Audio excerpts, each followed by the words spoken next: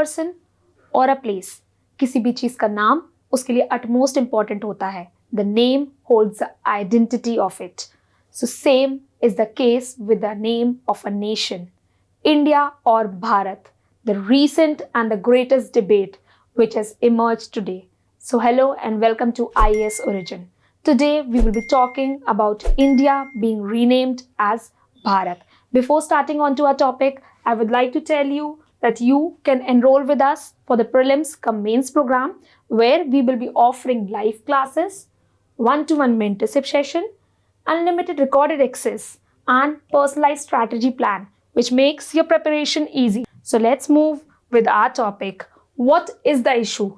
It is being said that Parliament has called off a special session between September 18 to 22.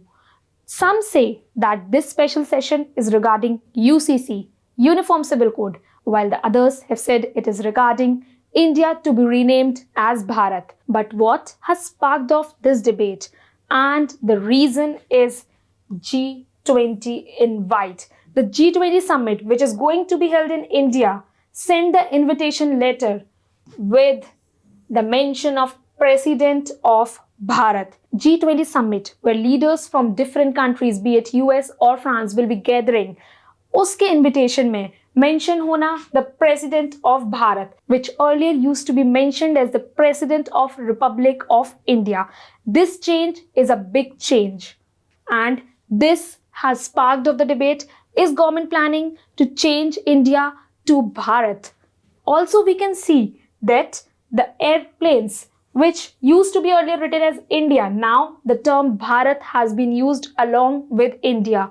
Also, in previous speeches, our Prime Minister has time and again said, leave of the colonial past, change for the Amrit Kal, where he always addressed our country as Bharat.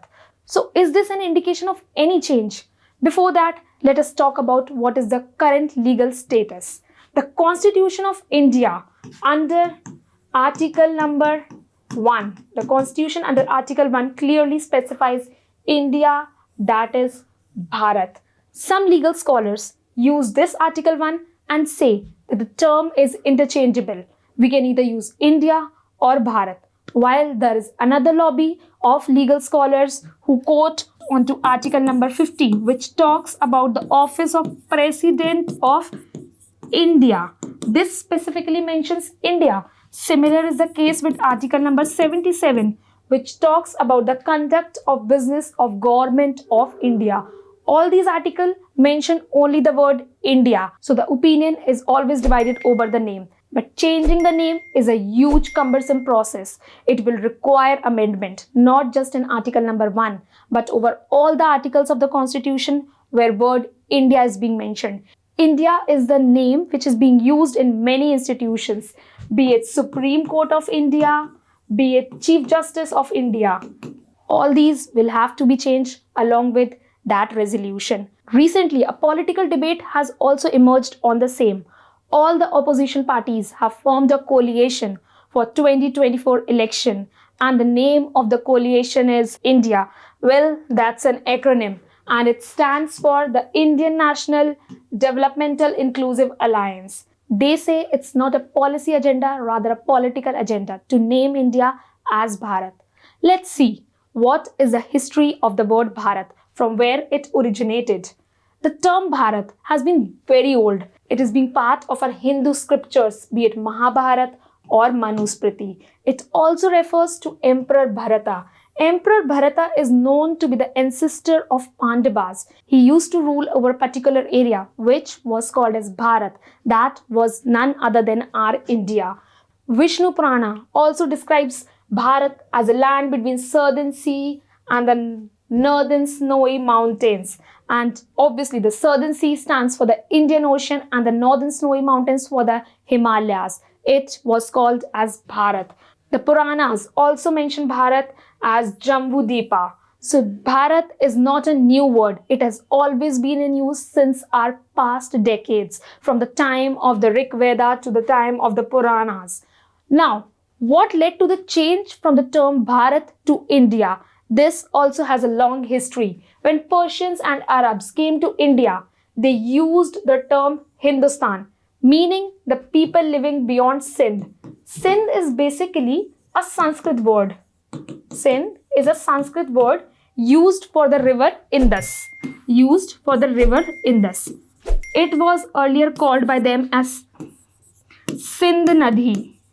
Sindh Nadi. They used to pronounce Sa as Ha, and therefore they called as Hind, or people living beyond Sindh or Hind as Hindustani. So they used the word Hindustan. When Britishers came to India, it was very difficult for them to pronounce the word Hindustan.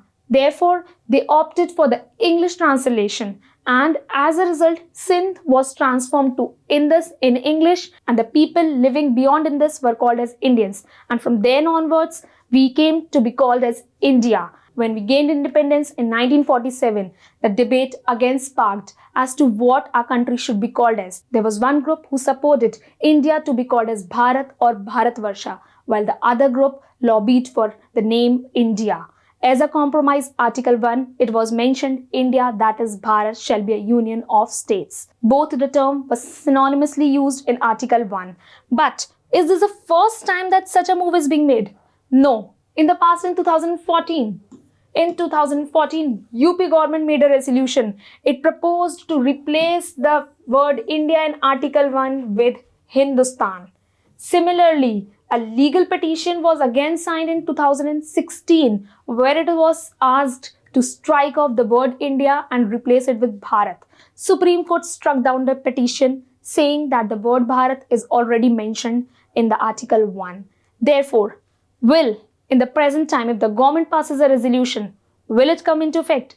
Is it so easy? So let's see it. Some opposition party term it as a political propaganda for the election manifesto, while the ruling party says that it is merely giving up legal operations we have faced and going away with colonial identities and reclaiming our past. So let's see, will this come into effect or not, and what the legal and the political implications will be there. I hope you liked the video. Do like and comment, and for more such videos, subscribe to our channel IAS Origin. Thank you.